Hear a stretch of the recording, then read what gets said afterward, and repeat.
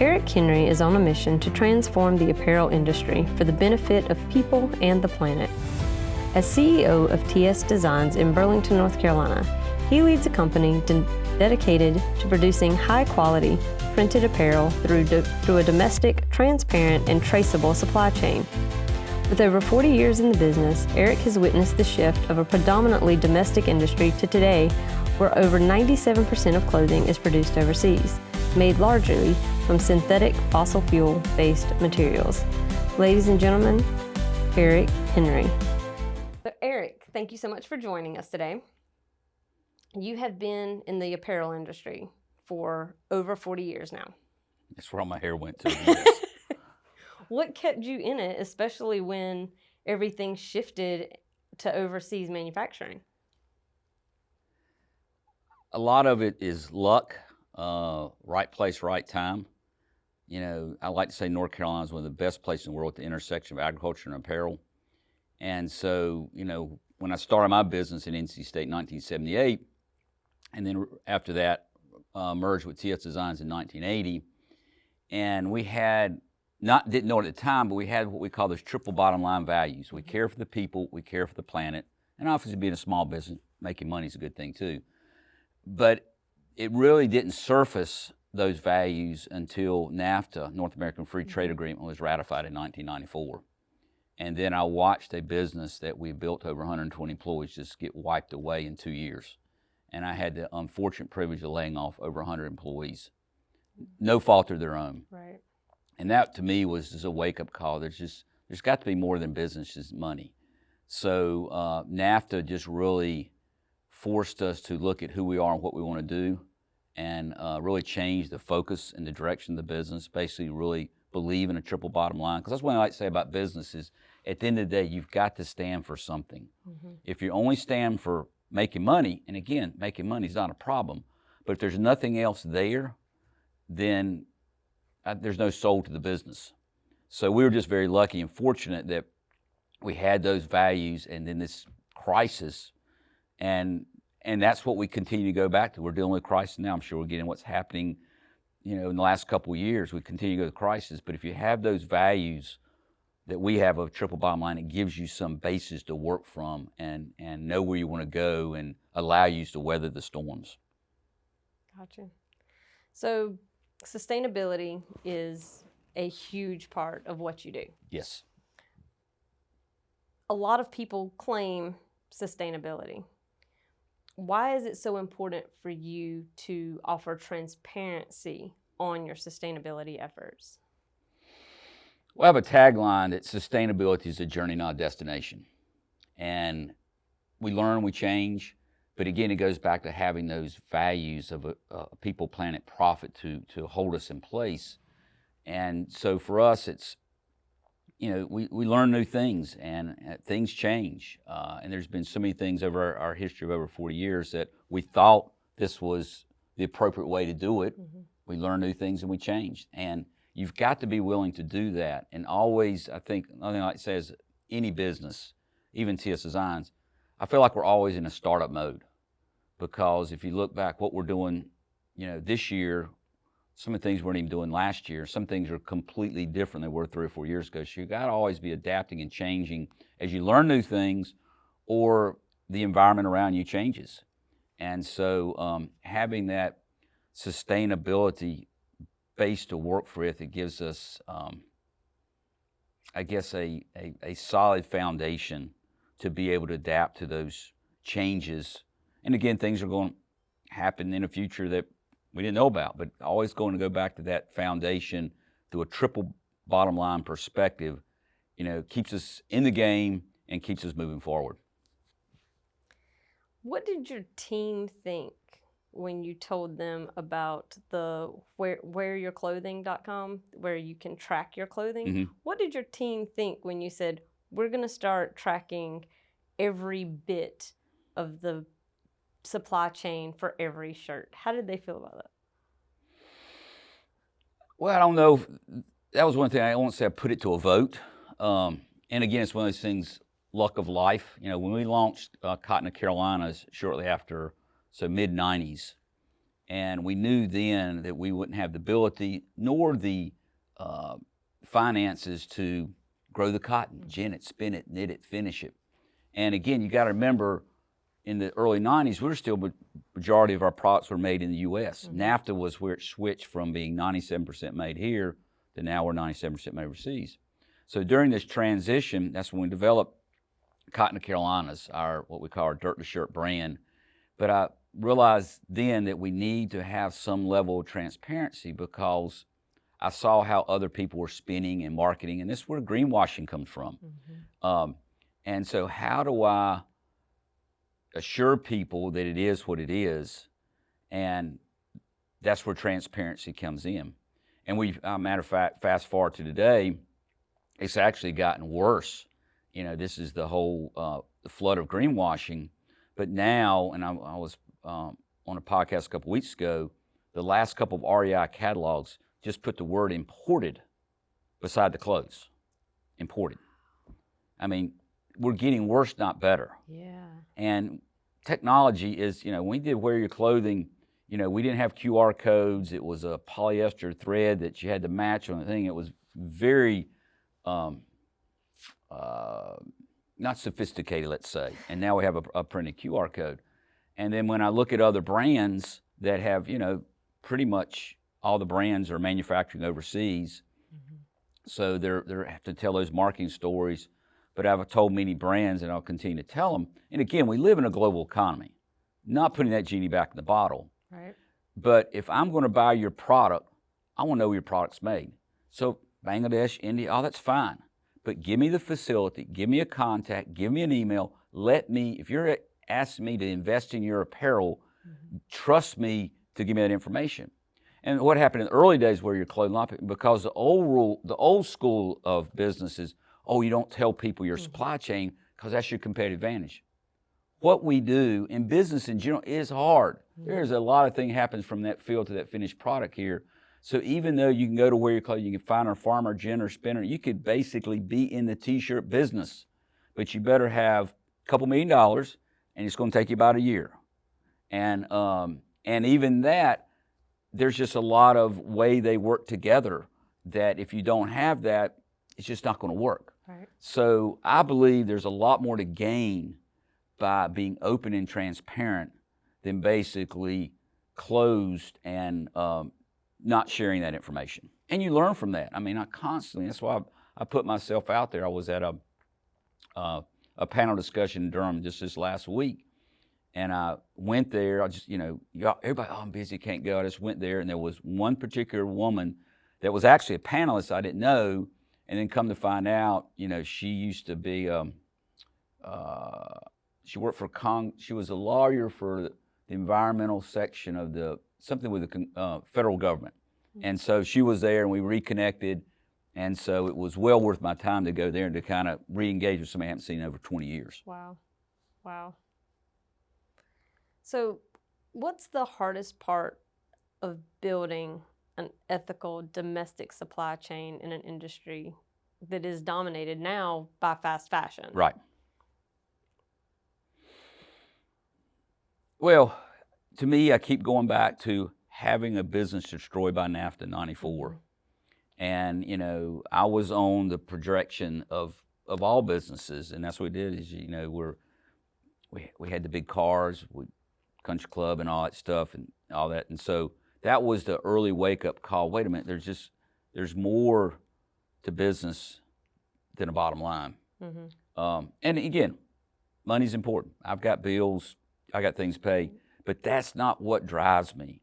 It drives me to see, especially for me, being now 67 years old, enjoying what I'm doing, but I'm hoping I'm going to be here long enough to start making that transition to a more sustainable industry instead of, as you talked about, fast fashion. And I mean, we got a lot of issues with the industry. Not only we make too much stuff, we make stuff that can't be recycled. We don't recycle. I mean, facts, people, 97% of our clothes made overseas. 30% of the clothes manufactured are never even sold. I've got an image of a desert in Chile of 60,000 metric tons of brand new clothes dumped in a desert. And of that, we recycle 1%. So we have created brands went overseas in the 90s for one thing. Again, cheaper labor, got it. But now we've got all these other issues with microplastics, making too much stuff, lack of transparency, explosion sweatshops. I mean, it's out of control. And what happens, we become further and further removed from the consumer, because the consumer sees you wearing the pretty clothes and all that type stuff. They don't see, nor do they have access to find out who and where those clothes were made. Right. You have, over time, developed your own printing process. You have your own dye facility. You've created all these supply chains basically from scratch. What keeps you looking for new innovations? What keeps you innovative? Oh, I definitely like the challenge of innovation. I like the collaboration of innovation. There's a lot of people that support me and support TSI. It's just not me. And that's essentially how our business is, as I said, before NAFTA, we had over 120 people working at TS Designs, but we were a high volume contract screen printer for brands like Tommy, Nike, Gap, Polo. So we didn't have a lot of managers, a lot of people actually doing the work. Flip-flop to today, and one of our biggest challenges is just the forecast. I mean, we know what's happening in the world. It changes very quickly.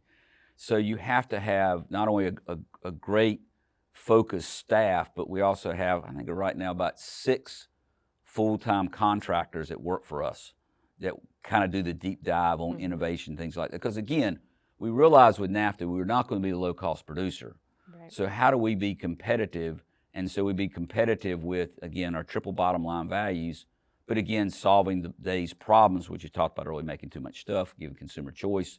So, I'm more excited. We've been working on probably the last 2 years, and we had a great partner in the federal government, the Biden administration, to address some of these issues, to make apparel manufacturing viable in this country. We have a plan. It will disrupt the current apparel manufacturing industry, but our vision, and hopefully a little bit delayed, maybe next year we'll have everything in place, but it's around the idea of apparel manufacturing clusters instead of global apparel supply chains.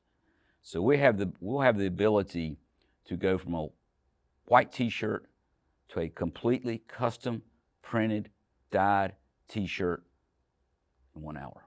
Wow. That's how we're going to compete globally, because we're not ever going to compete on price. No. I don't know if you want to go down the rabbit hole of tariffs and stuff like that. I was just interviewed last week with the Raleigh News and Observer about the tariffs thing. Tariffs are quick. Supply chains take time to build. So I see tariffs as super disruptive to our business. And is, can be part of the tools in the toolbox, but it's definitely not the tool you should lead with. But again, I'm not making those calls. Right. So speaking of innovation, I know that you've been working on using completely natural dyes. Yes. What gave you the idea that would be something that you could use on such a large scale? Well, I think it goes back earlier is we're constantly looking towards the future, and I'll go back to probably almost 10 years ago. We had developed a brand called Carolina Blend. It was going to be recycled water bottles and North Carolina cotton. And we had had a logo, we had invested in 10,000 pounds of yarn, and we're getting ready to pull the trigger. I got out there, I went to this conference, we're very involved, or very interested in domestic industrial hemp as a fiber. So I go to this conference, and this guy throws out the word microplastic. Never heard about, at that time, it was all about recycle your plastic bottles, got to recycle your plastic bottles. And I said, Michael, what is that? So I go back, do a little research, follow back up with the presenter. Within a couple months, we did a full stop. I says, we're not going to go down the rabbit hole of polyesters. We were fortunate to do that. That's how we got into natural dyes. During COVID, everybody's trying to figure out what to do and how to move forward. And I was very fortunate. Courtney Lockemer, who was with Piedmont Fiber Shed, came on our team, and basically we started a direct-to-consumer brand called Solid State. And in that conversation, in that startup, we started, talking. I heard natural dyes, hadn't paid much attention, but literally there was a black walnut tree right outside my office that I planted like 20 some years ago, and the black walnuts were falling on the ground and rotting, whatever. Never thought anything about it. She said, "Well, you can dye with that." I said, "Wow, dye with that." So sure enough, that was our first endeavor into that. And now last year we worked with University of Vermont, their MBA program, and we did a white paper that's published on our nonprofit now called Know Your Clothing, and called the Black Walnut Project. And that is going to be the blueprint for how we scale and commercialize natural dyes. Because the other thing I think is going to, back to your earlier question with, the reason we're looking at natural dyes is, now we're learning about microplastics. Unfortunately, like a lot of technology, it gets out there before we realize the problem, and then how you're going to get it back. Right. And so I think the same thing is going to happen. Your clothes, my clothes, this is synthetic dyes. They work great. It's still probably 95% of our business, but they are fossil fuel generated, mostly coming from developing countries because it's a nasty process. And so we have been part of this vision of apparel manufacturing clusters is we are identifying other materials, black walnuts, coffee grinds, avocado pits, black beans, onion skins. And again, we're not going to get the full gambit, but there are a lot of materials that are readily available right here that we can use. And that's the other thing too, that we get so focused on the business part and the bottom line, we put ourselves in silos and we go in there, extract what we want for our business, and either we miss those other things that are thrown off to the side, or we don't realize what asset they are. So back to the black walnut, 4 billion pounds fall on the ground, 4 billion. But we're only using 20 million of those for food. Wow. So we've got plenty of resources. Yeah. So what we did with this paper is how do we scale this? Because we're just interested in the outside husk of the nut for the dye. Well, what about the woody part? Well, we're working with Surrey Chemical. They're going to use it as an abrasion and hand cleaner. And now, after they do that, we will then get the fruit that instead of importing it in for black walnut, it'll be right here in our community. So, the supply chains are more complicated, but I will say they're more resilient, more connected, and have more long-term benefit than this extracting. Get what you want and then move on to the next thing and, leave all the damage behind. When you are looking at new processes or new materials to come in, do you always look for how other people can use the waste from what you're bringing in? Is that a thought process that you always have on you? It is one of them, but the main thing is we like to say everything runs through our triple bottom line filter. So if you came to my office, I've got the greatest thing that's going to save you $1 million or make your job easier, and we're going to listen to you.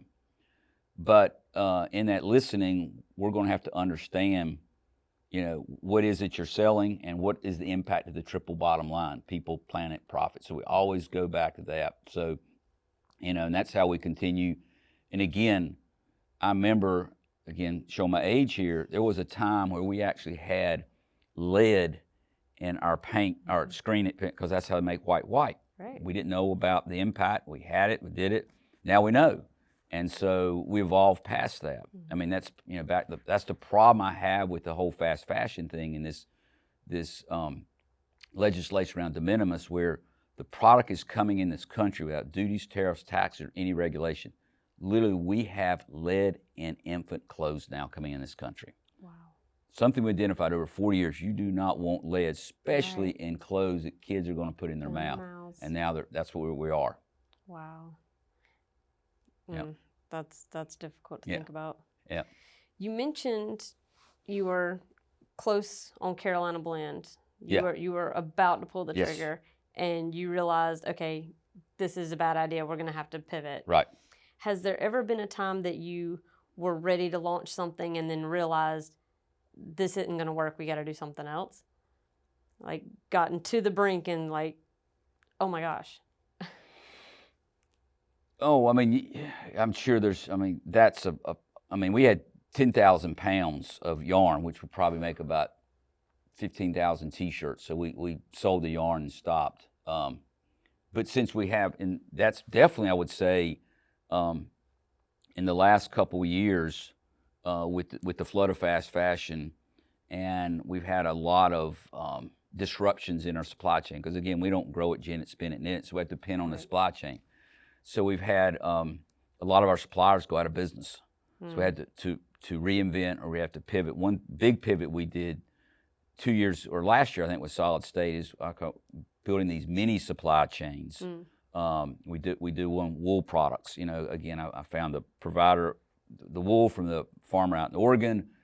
We tracked it all down, and we basically made beanies and scarves with natural dyes. So I mean, we're constantly having to reevaluate what's happening to our supply chain, and I'm very, very worried with because of the weakness of apparel manufacturing in this country. As I said, 97% of our clothes manufacturers. But as I was talking to a staffer from Senator Tillis's office, that was in my office a couple weeks ago, is right now 92% of the cotton we grow in this country is exported. 92%. Wow. So if we go to zero on apparel manufacturing here, we're going to lose our farmer.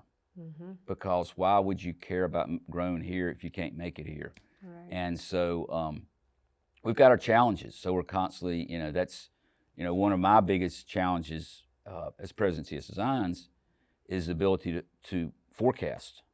I mean, it's almost impossible.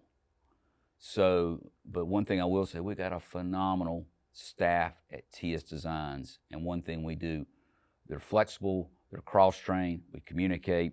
We have this thing, we were talking about earlier about the Plan B. Instead, we have this, what does Jessica call it? Some kind of it's a organizational chart, but it's because we're so, I mean, we got only 10 folks working there, but we're lots of hats. And so if that one person's out today, we can't go to zero. So, I'm on that organizational chart too. Very rarely am I involved in the day-to-day operation, but like we run the last garment dye facility in the South, a few blocks from here. So I'm the backup because I used to run that for a long time. So if my dye manager is out or something, nobody freaks out that I know I'm on the chart, I've got to figure out and make it happen. And then we do that with everybody. So we just got a phenomenal group of people, and you've been there a few times. And we're constantly, how do we give them the information, the power, the knowledge, so not only they can do their job, but they'll be able to do other jobs. Everybody's got primary job, secondary job, and tertiary. Yeah, but and I think they like that because really there is no job at TS Designs that you're going to do. Rarely, you're going to do the same thing for 8 hours. That makes it a lot more interesting to go to work every day. As long as you're not doing the same thing over and over, it's a big difference. Yes. So I'm going to pivot a little bit. Okay. Not only TS Designs, but you also ran the co-op in Burlington, and you are part of Burlington Beerworks as well. Just celebrated sixth anniversary. That's amazing. Yeah. I didn't realize that. Yes, announced it today. I don't know what exact date it is, but the email was sent out by Tracy, so close to the date. So what lessons have you learned? Because the co-op did not make it. Correct. What lessons have you learned from the co-ops, the experience with the co-op and the experience with Burlington Beerworks? What lessons did you take away from those two different experiences? Yeah, and I've had started a lot of businesses. That was one business that didn't work. It failed, and as I says, I was part of that failure. I think the biggest mistake that we made at company shops is we made the wrong hire on a general manager. I mean, I was part of that committee. So I went with somebody that had co-op market experience instead of somebody that was, I thought, a lot more creative but didn't have that experience. But then the other thing we did is, as a board, because it took us, I think, 9 years to get that out of the ground, the board was just toast, burned out. Oh, man. And so, we kind of opened the door, turned over the keys, and we weren't there to support our general manager. Not only, I don't think it was right. Matter of fact, I saw Chris yesterday. It was the general manager. He's working for a co-op up in Roanoke, but lives in Burlington. And so it's not his fault. We hired him. He did the best he could. I don't think we support him. So, when we took the idea of Burlington Beerworks, and the lesson of this is, we have got to have and take the time to find the right general manager, and that is in Tracy. I didn't know Tracy at the time, but she came out of the hospitality industry. She was from Burlington, and so I think that is the biggest, having the right person as the manager, because that business, like all business, you've got to adapt and change. Company shops had to adapt and change. And Chris, came from, he was working inside a department of a big co-op, but he wasn't the person that was, at a co-op, you got to be consumer facing, and also you got to be manager of that. And he just managed a department within a big co-op, so he was not that consumer facing person. And Tracy is that person, and we knew that.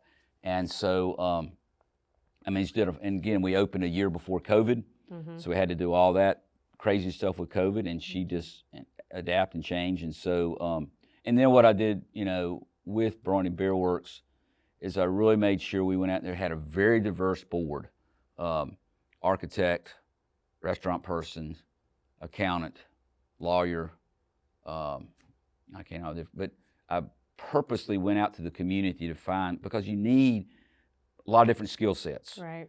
And so as I went and recruited people for the board, as I said, you're going to work your ass off. You're not going to make any money out of this, but you'll make the community a better place if you've got the time to do it. And I think Burlington Beer Works took us 7 years to get off the ground. Wow. But it's a phenomenal asset. And for those people who hear this podcast, please check it out. Absolutely. And it is, and I tell people, I joke a lot, my return on investment is, and again, I am an owner there. My wife and I put a little bit more money into it, but it's taking customers that come in town. I know I'm going to take them a good place for good food, good beer, good place. I just know it's going to happen. So that's my return on investment, is having a great place to take people. Right. My husband actually owns the share too. Thank you. We got in on it right when you guys were looking for investors. I was like, yes, we're going to do it. Yep. So we're excited that it's there. It's a great place. You mentioned having the diversity in the board. Yes. What role does community play in creating not only just good business, but sustainable businesses? Well, I think just understanding the community, and it kind of gets me into that hot topic item. People don't like to talk about the DEI stuff. And I wrote a thing on LinkedIn a couple of weeks ago, and to me, nature's number one word is biodiversity. And without biodiversity, nature doesn't work. And without biodiversity, whatever communities don't work. So it's very, very important to, I bring a perspective of an old white guy that grew up in a middle-class family. I'm very fortunate, thankful where I am, but my perspective is different than other people. So it's understanding the community in which you live, understanding you have different people come to the table that have different backgrounds, different abilities, but you got to create it, because that's what, understanding that. And I kind of go back to, and again, this is another thing that I'll take, fault in, is when we were developing that farmers market off of Raw Hut. I guess it's North Park or something like that. I was part of it. Right. And it was all great intentions. It was nothing misleading, but we're coming into this area, putting this great facility, and we helped recruit the best farmers, but we never took the time to ask the people that lived in that community what they wanted or needed. And so it was us, all us West Burlington folks would go there once a week and think we're doing the good thing to buy stuff and go home. So I missed it. And so I'm constantly, just making sure you understand all the people in the room or the community, because at the end of the day, without the community support, you might shine for a while, but eventually you're not going to make it, because you got to have the support. And the way to get support is understand where the people are, understand their needs, and how they can be a part of this. Right. So we talk a lot about the triple bottom line, people, planet, profit. How do you handle it when there's major conflict between one of the three or two of the three of those? Or do you not see that conflict? No, I mean, as I tell people, I will leave this planet taking more than I give back. You know, I want to, you know, as it says, every day you have a choice, or most days you have a choice. The food you eat, the clothes you wear, the energy you use. Just be aware. And when you're aware, just as you said earlier, you know, I didn't come in with my plastic water bottle. I've had this old glass here. Now, if you went back 10 years ago, I might have a water bottle here because I didn't know about microplastics and I thought I was recycling. So you've always got to be open to change. But there's no perfect. Another example I like to give is like tomorrow afternoon, I got to head off to Asheville, and probably my schedule will be I'll leave in the afternoon. I got to go to a thing that's, I'll probably end up at some kind of fast food restaurant down the interstate. But at least when I go, you know, go there, because I know if I don't eat and I get there, I'll be hungry, whatever. But at least when I'm going in there, I'm going eyes wide open. You know, probably some type of chain. You know, there's probably things there, especially from the food side. So I'll try to, you know, just at least think about that, but don't beat yourself up. You know, I'm gonna use energy to get up there. Probably take my mom's car, which is a hybrid. That's a whole nother story. But it's just, you know, we get so unaware of the environment we're in, but pretty much every day, you know, and again, I understand, and we get this, I won't say pushback's not a word, but you know, I do have the ability to make choice a lot of times, and I understand some people don't. Right. And I don't have the answer for that. What I do have, the people that do have choice, but they don't practice it, or they are not aware of it, and they just go through the motions. And so I think just thinking about that every day, and how can you make a better, more positive impact in the world in which you live. Because they're small things, and you look for those little things. You can't always hit home runs. Look for those little base hits. So it's just, and I says, the triple bottom line, rarely does it all balance out. You know, sometimes it's better for the planet, less for the bottom line, whatever. But just make sure you have that triple bottom line perspective when you're making decisions, and not just get into a, you know, you're solely focused on the money side, and then you end up making a bad choice on the people and planet. And it's the same thing why making clothes in this country is hard, because first of all, we never paid minimum wage, and now they call it living wage. So, you know, the wage differential, what we're paying to get work done here, and a lot of times that's why we have to turn down some work. We just had a company that needed some help dyeing some socks, and they, you know, it's sad. They were shutting down a facility, and their shipment hadn't come in from some foreign country to come in, so they want us to help them out. But the price in which they want to do it, there's no, I mean, I would just lose all kinds of money. I want to help them out. So, but just, you got to just always think about the triple bottom line. And it doesn't always balance out, but at least you're having that perspective of answering that question and having a more basis of a decision, and not just making money or not making money, or good for the planet, not good for the planet. You know, it's a constant thing that we go through, I go through in my head, is how is this impact to our company? And, you know, back to the, you know, walking away from the 10,000 pounds, I mean, that was a hit, but I knew it was the right hit to take. And I said, I'm going to take it now, because I feel sorry for the, you know, the companies like Patagonia that do phenomenal work, but a lot of their apparel styles are based around a polyester material. And if somewhere down the road, we're going to have to reckon with that. Yeah, yes, we are. So what does it really cost to make an ethical shirt, and why do you think that consumers have a difficult time accepting the price of those? That's your $1 million question, because I get asked a lot. So, oh, I love what you're doing here, but you're just more expensive or too expensive. I said, it's not that we're too expensive. It's probably what you're buying, especially at fast fashion. You're not recognizing impact to people, impact planet. You understand when you buy a fast fashion $5 pair of jeans, you got a pair of jeans, cheap, that's great. But unfortunately, we live in a time, and it's actually got accelerated under new administration, that we're not looking at the long-term impact. Climate change is a perfect example of that. Climate change is not going away since we don't want to talk about it anymore. It's going to go, it's going to get worse, unfortunately. It's not going to slow down. And so, you know, we're constantly, you know, that is, as I said, forecasting the tough, and then that's one of my biggest responsibilities is qualifying the customer.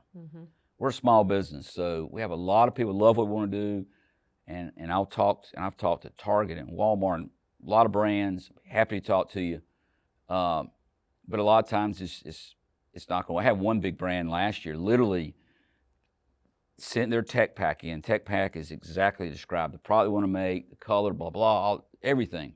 They even told me the price they're going to pay me. And I'm going like, be happy to talk to you, but you don't know my business. You don't know my costs. And they were going to pay us a premium. Well, how did you decide what? Because you're making all your stuff overseas. So we'll pay you a little bit more. Well, what's a little bit more? So that project didn't go anywhere. So it's you know, it is a challenge. And so what we say is an educated customer is our best customer. An educated customer has the ability to make the choice and buy the product. That's what we spend a lot of time in developing those relationships, people that see that value. But it's tough because, again, with the brands pretty much all overseas, and this is where greenwashing comes into effect. You know, there's dozens and dozens of apparel certifications. So many. And so what they'll do, they'll lock on, say, the organic, which is good, but they don't talk about the labor side. And so it ends up being the Uyghurs in China. Or they talk about, there was one a couple years ago, it was a carbon negative hoodie sweatshirt. Great. 100% recycled polyester. So this is a microplastic bomb. So I won't say, you know, they were a little misleading because they played up here. So full transparency. And again, like our cotton of Carolinas, that is not organic cotton. We grew it one time, luckily. Still interested in it, but again, I like to say about saying you got to know where you are, you got to know where you're going. And we did another example. We did a baseball cap working on. And most baseball caps, like clothes, are made overseas. So we found a shop out of New Jersey called Union Wear. So it's a union shop. It's got the labor thing. So I was working with Mitch, the president, and we did it through Solid State. And I said, Mitch, I just need to know everything about your cap. It's not a right or wrong question. I just need to know where I'm starting. It was 100% cotton, so we could dye it. And he came back, it's fabric from India. So it's fine. I need to know because I need to know where I'm starting and where I'm going to go. So hopefully by end of this year, we'll have a domestic woven cotton hemp fabric sewn with cotton thread, dyed with natural dyes in the U.S. So, but you got to know where you're starting. And then you can then go from there. But it's, again, back to it's a journey, not a destination. Right. And I'm sure you feel like that journey is just completely swimming upstream with everything being overseas. And, you know, would you say 97% is overseas? Yep. What is it like to feel like you're constantly swimming upstream in a business? Does it ever just burn you out? Or is it invigorating? For me, I would say I'm invigorated by the challenge. I think when things get tough, I get more, you know, engaged to try to find a solution. And that's what we've been doing the last 2 years. And I think we're very close to coming up with really a win for the consumer, for the brand, for the environment. Everybody wins. But I mean, this has taken years to get to this point, and we're pouring even more money into developing this technology. So I like the challenge. But you know, since NAFTA, you know, we have been swimming upstream because the brands put all their efforts to manufacturing overseas to basically take advantage of that cheaper labor. But now we have all these other problems of lack of transparency, microplastics, and synthetic dyes. So the model, maybe not my lifetime, but I can tell you the current apparel model is not sustainable. There's no way that we're going to just continue to do what we're doing, and it'll eventually explode. So another thing I like to say, and again, that's kind of going with what's currently happening in the world.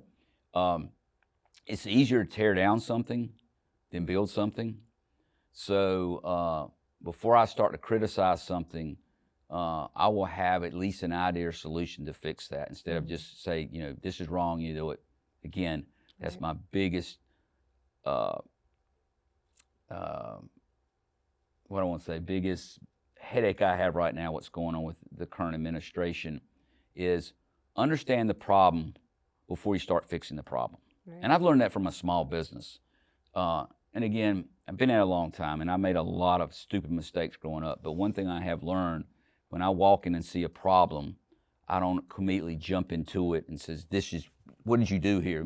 The problem might be sitting in front of you, so I assume this is yours, and I quickly, attack you and find out the problem's over there. Well, what happens, you're probably not going to be willing to help me that much next time I come back. So study the problem, talk about the problem. But as I tell our staff all the time, mistakes are fine. Let's just don't repeat them. Nobody's going to lose their job over it.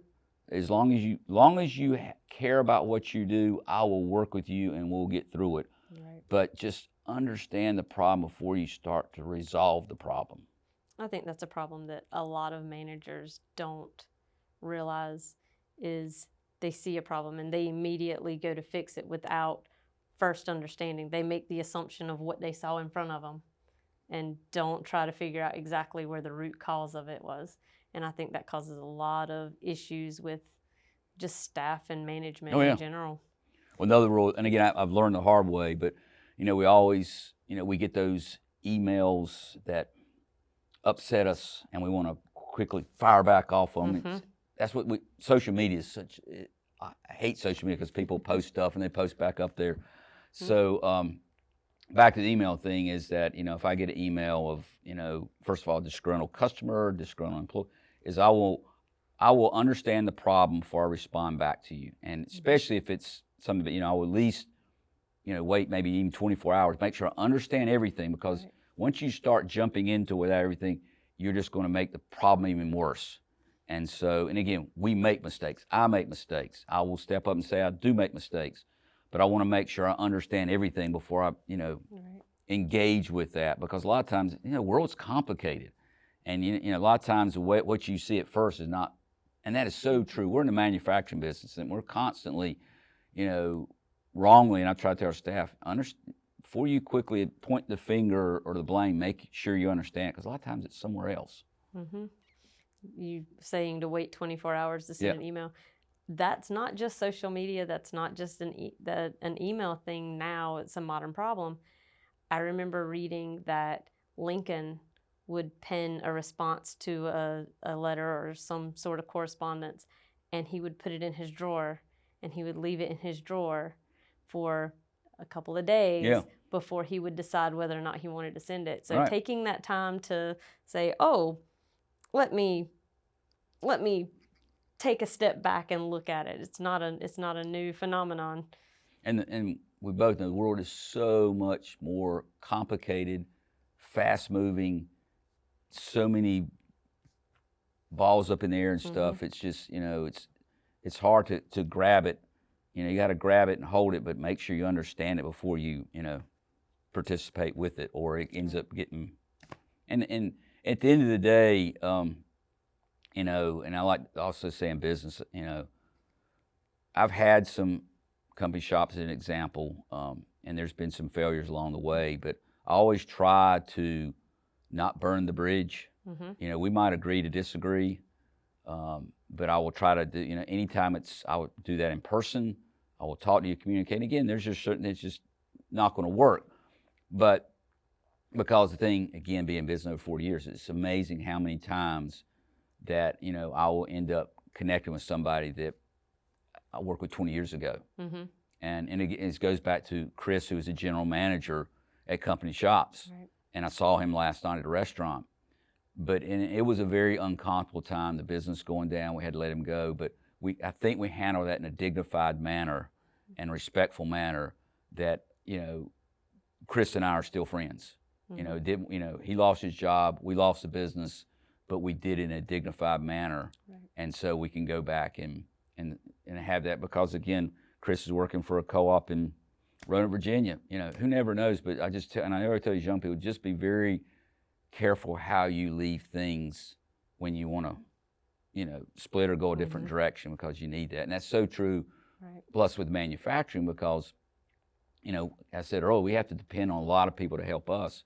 And another example of that is, we had a big quality issue 3 years ago that really hurt our business and took us like 6 months to get out of that. Really hurt our sales. And then, if you would asked me 2 years ago about fast fashion, I had no idea what you're talking about. So that was, really challenging last year. Now we're dealing with the fallout from the tariffs and what's going to happen. And so, our cash flow has been horrible. And so I always tell people, if we can't pay on time, I'm going to be calling you. I'm going to tell you. I will stay at the table. I tell people, if there's a problem, be it cash flow, I will be at the table until this resolved.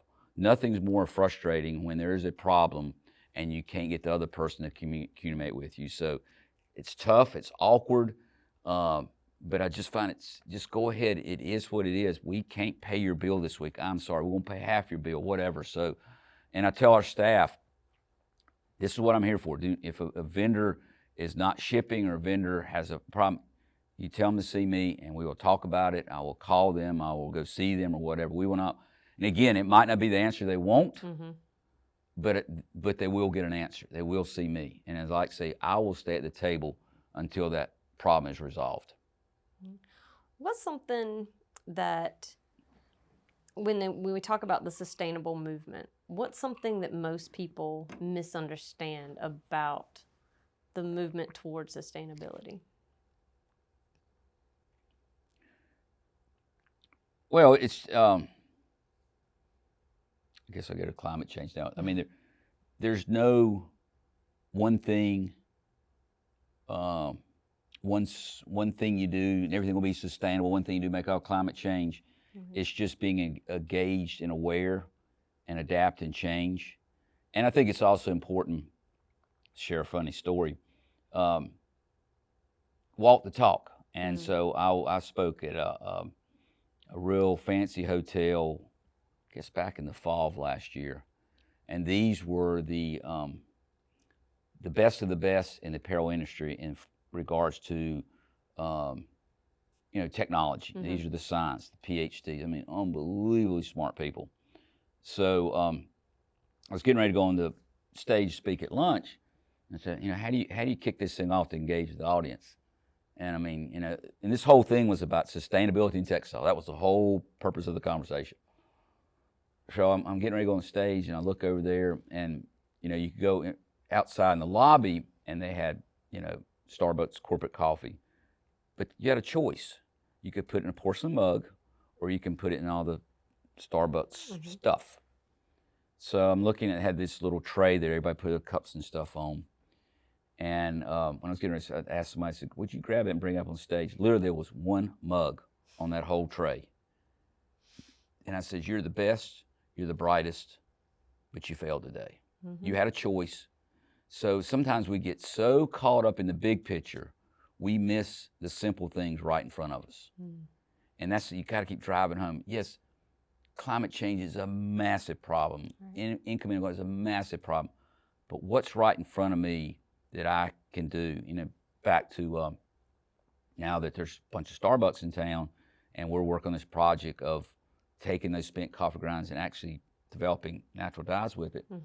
So, I take that in there, I feel that, and then I get all the coffee grinds when I leave. And again, it's just, you have I go back to the other thing that just blows my mind is that, and fortunately, this is one of the good things came from COVID. I do a lot more Zooms instead of get on planes. I mean, my plane has just, I like to go for travel and stuff. My wife and I do, but I don't really I don't have to go for business much. But anyway, you go to the airport, I drink way too much coffee. And, but, the ability, you put my coffee in that, but you see very few people that you had a choice. And every once in a while, I'll go to, I don't know how to do it now, I'll go to a Starbucks and they says, we have health code reasons we can't do it. And I says, fine, you just not gonna have my business, I'll walk away. Right. But I think it's just, we got, the the problems are massive. They're big. They're complicated. But a lot of times we still have a choice that can make a small impact. And it's, it's a lot of times it's small things over a long period of time have big impact. And it's just interesting. Last year we started another business called Piedmont Agrarian Collaborative. Okay, is that okay? It was one of my questions. Okay. I would have to go back though because we got talking about so many other things. So it was, how did the idea of that come about, and how does it connect to your work in clothing? Or does I want to use two examples because the interesting thing, because I just took some pictures before I came out here, and we moved. Wife and I moved out to Snow Camp 13 years ago. I'm very lucky and fortunate. When I was growing up, my grandfather, because my parents lived in downtown Burlington, he was the one that introduced me to gardening. He helped me build a little greenhouse, so I got introduced back in those days. So now I'm 13, 14 years old. It was organic by default. Right. There was no commercial fertilizer, so you did composting, you did making sure plants that were compatible or collaborative with each other. So it was, and then anyway, watching the whole introduction of industrial ag and what it would do and killing the soil and stuff. So I had that built. But again, when I started doing some small farming out in Snow Camp, we got a tiller, a tractor, we had this rototiller. So I thought it was just see this beautiful brown soil out there to plant in, oh man, this looks so written. But then, I went from organic, now we talk about regenerative, now we talk about no-till. So I took a picture, I'll probably post on LinkedIn tomorrow. Literally, there's either plants or in between the rows is clover. It's just, it looked, to me, if you were showing me that picture 10 years ago, I said, man, that is a weedy, nasty looking garden. But as I said, that's, it's a system and they work. And, we've got agriculture now, we run these monoculture systems, back to the biodiversity. Eventually they'll break. And when they break bad. So now that we've, built up the soil health, we built up the carbon, we built up the health, so have stronger plants. We're going through a drought now, so they're more drought tolerant. So you develop a system. So anyway, back to the way Pat got started. I have a good friend, Josh Humphreys, who is the founder and president of a nonprofit called Croatan Institute, which is all around helping farmers develop a sustainable path around healthy soil and healthy business. And so we started talking about how do we collaborate, and we've got all these great farms around here, but the business opportunity is for a small farm, because big box store is not going to talk to you. No. So you're going to do a farmer's market. Most farmer markets do not work for the farmer because, again, you're going to sit there for 8 hours and you're going to sell $5 worth of tomatoes. Right. Nobody has the time for that. But that's fine. I love to go to farmer's market, but it's tough for a farmer. And then this what they call CSA, the weekly box. Love that model too. But again, my wife has done it too. But there's weeks that we get a box and we're not at home or whatever. So we created an online platform, and newsletter comes out once a week. You get to see what's available. If you like it, you order it, and you pick it up at TS Designs, you pick it up at Saxpaw, or you pick it up in Durham. That's where his office is. And it's growing. We got about 10 farms in the group. We just had a quarterly meeting last week. So like all things, I am definitely, with all my businesses, they've always been very slow grow. I've done that from a standpoint of, because you got to understand the business, things change and stuff. I don't have just tons of money I can throw at it. And I've always been cautious of getting outside money. People love their idea because sometimes you get outside money, then that comes with strings. When you do it yourself, you can. So, we're growing, and I'm excited about it, and I think it's going to, goes back to my company shop's, roots. Is I like that local farming connection to our community, because again, if we don't do it, again, the big box grocery stores are not going to do it. So how do we connect that food to our community in a different way? So that's what PAC is. Gotcha. If a young entrepreneur asked you for advice when they were starting to build a business with purpose, what would be the first piece of advice you'd give them?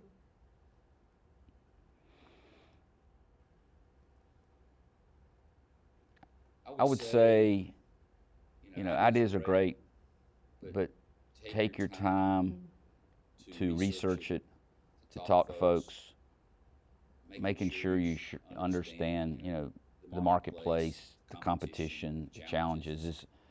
The thing about, and I tell these young folks, I started a business before the internet, before cell phones, before fax machines.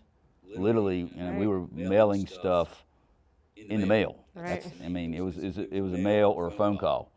Now the world is so much more complicated. And you've got to, I always like to tell people too is that there was a period of time, our only marketing tool was the Yellow Pages. And the Yellow Page salesman would come in once a year. We spend a whole afternoon with us because that would be the only way somebody in Greensboro would know about us, or Raleigh. And we were trying to determine, are we going to go with a 2-color ad or a 1-color ad? So, you spend a lot of money, but now we know believe it or not, I still see Yellow Pages. Yeah, they're very thin now. It's a very different book. So on one hand, there are a lot more outlets and opportunities for people to hear about you. But again, the world itself has that tool too. So we're going through that with Solid State now. Is the amount of money that people spend on ads. And I'll never forget when we launched Solid State. I had a meeting with a consultant in Raleigh, and he was big about taking brands and literally, I think he was going to say, you spend, godly, tens of thousands of dollars on, and I just says, we're not. We don't have the money, can't do it. I appreciate it, but we're going to build it slow. And I think we doubled, tripled sales last year, but we go at it slow. But I think the main thing is just understand the landscape. And again, it's in the early days. Just have a web page. Well, you got to have a web page. You have a web page that works. Got a web page that get money. Then you got social media. What platform you'll be on. So. And at the end of the day, especially small business, you can't be everything to everybody. So understand the market, understand your customer, and then try to fit what's the best way you're going to go after that customer, because you're not going to be able to do it all unless you just got unlimited amounts of money to throw at it. And then we say a lot of times too is that just because you have money doesn't mean you're going to be successful either. Nope. You'd be putting the money in the wrong place. Yep. What book would you recommend to someone new to a small business or someone who wants to launch a small business? Oh my gosh, I've read so many books, but I haven't read it lately. I was early. There was a lot of Paul Hawkins, Amory Lovins. Book I like, Ray Anderson. This is a great story. Ray Anderson was the founder of Interface Carpet. Unfortunately, we lost Ray a few years ago. But this was a company that made carpet. And therefore he says something in his book when he realized the impact his carpet was having to the world. It was basically fossil fuel. They make it, they throw it in the landfill. I think his quote was like an air through my heart, what my business is doing. So he was an early leader of this idea of a triple bottom line, and now he makes the carpet that's at TS Designs in 2 of our conference rooms is his idea of a carpet tile, so you just replace the piece and not the whole carpet. It's completely recyclable. But he was an early, and that's still a great book, Mid-Course Correction by Ray Anderson. So there's a bunch of them out there, but those are one of the early founders of this idea of sustainability and triple bottom line, and how you can have, they were I think $1 billion company and still quite successful. They're based out of Atlanta. But taking those values and basically building a business a business for good. And that's a book that always sticks with me. And I had the opportunity to meet Ray a few times, and phenomenal, because I'm just this little guy in Burlington, and I met him one time, and then you know, remembered everybody, saw them at another event, remember me, and then said, help us with, you know, getting carpet at TS Design and stuff like that. So, but there's so many ways. I think the main thing is just put you got to put yourself out there. You got, you know, it's you know, starting a business is takes a lot of time, but don't get so inward you're not putting yourself out there, and because things change very quickly, and you got to be connected and be part of that. And again, I keep saying it, I'm a big fan. It takes a community. I mean, TS Designs would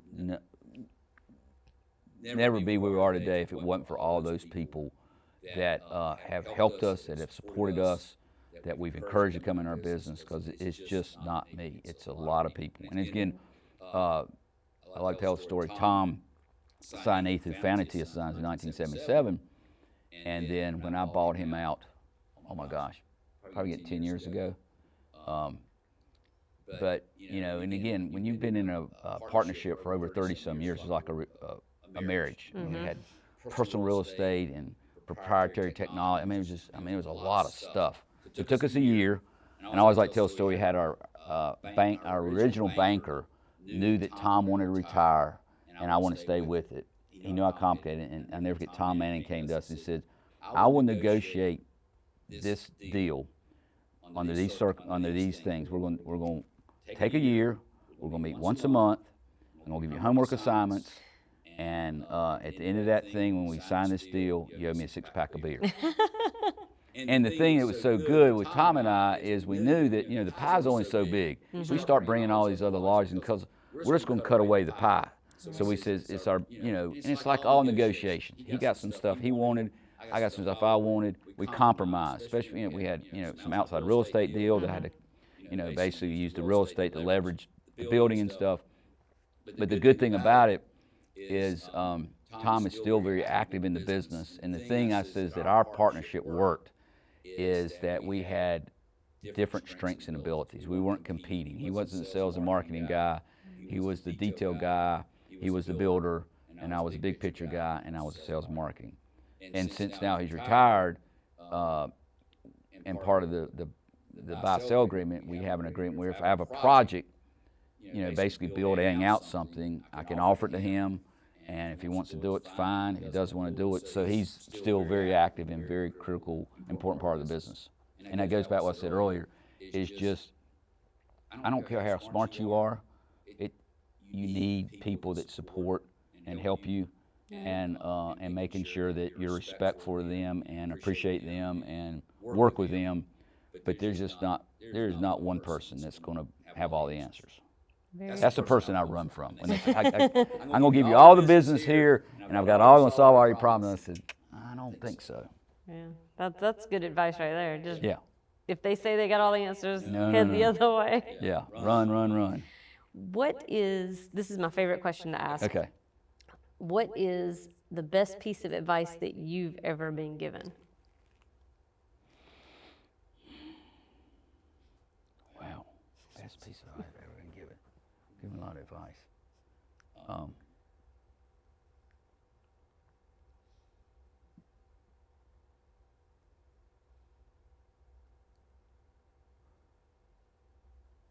I would say, I don't know who this came from, might have came from Josh, my partner in PAC, is, you know, I've been doing this a long time, so obviously I have lots of knowledge and lots of opinions and stuff like that. But making sure you're listening to the people in the room, no matter who they are, what they are. Just don't talk. And I think I learned that a lot from, you know, this last election, which I was hoping for a different outcome. And I went back to our staff and I said, you know, one thing I learned from that, meet people where they are and don't talk over them.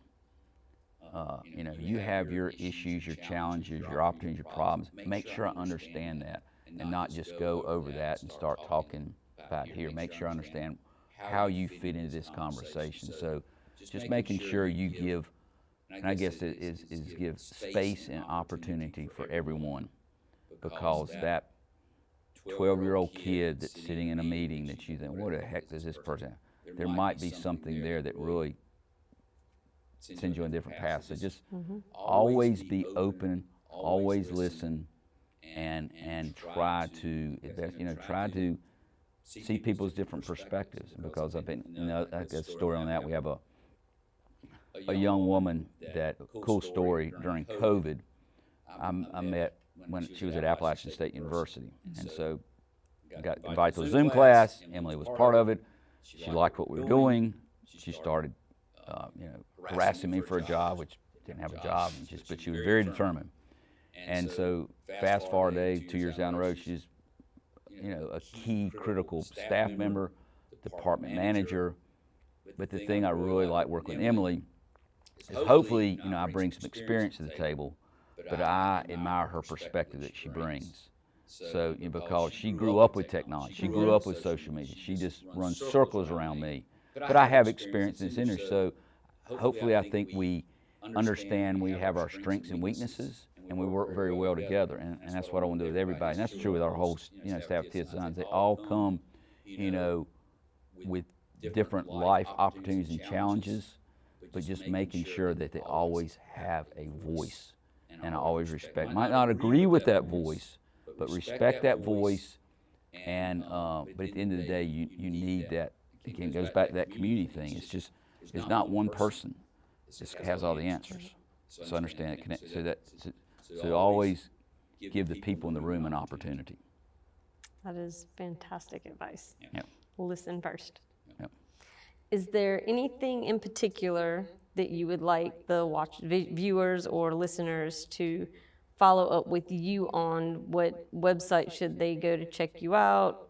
Should they look for, what business would you like to share with our listeners, or multiples? Well, from a social media aspect, the only thing they let me do is my personal LinkedIn page. So I'm fairly active on that, if you call it social media. So LinkedIn, Okay. you can find me there, tsdesigns.com. We're in the process now, probably about a year. We're going to be rebranding TS Designs. That's going to be a big lift since, again, TS Designs has been around since 1977. But we have become such a different company, and so we're taking our time for two reasons. First of all, we have TS Designs is business, solid stage, direct to consumer. We have our nonprofit, Know Your Clothing. So we want to have whatever this business name will be, and then from that you can go to these different channels. The other thing I'm also working on is how do we keep TS Designs moving forward once I've left? Obviously, can't live forever. Hope I get to do this many more years, but eventually there's going to have to be handed off. So we're looking at what kind of models can we continue TS Designs and whatever's new, but some structure that will keep it moving forward, and not just, there's a lot of people that want to buy the business for the real estate and all that type stuff. I want to keep the business moving forward. We're looking at, there's a model out there called public trust and stuff like that. So I've got a person just wandering in my office 2 years ago, Kim Wright, and she does this special, I always forget what she calls it.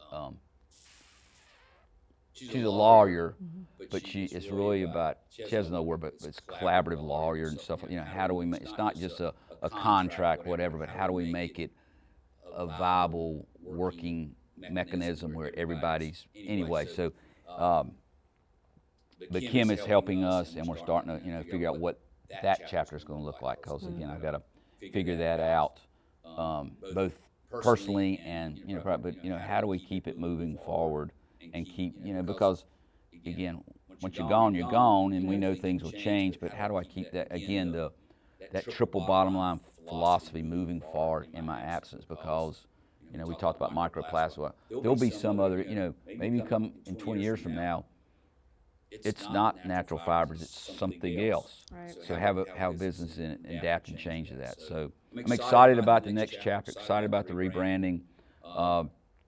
But I tell people, we're an open book. You can find me. You want to come to TS Designs, you want to set up a Zoom, because, young people, old people, when you have those conversations, most of the time I learn from those things too. I've been doing this a long time, but there's there's opportunities to always learn something new or different perspective. And I appreciate the opportunity coming on your show Thank or you. your podcast. I appreciate you joining us. Thank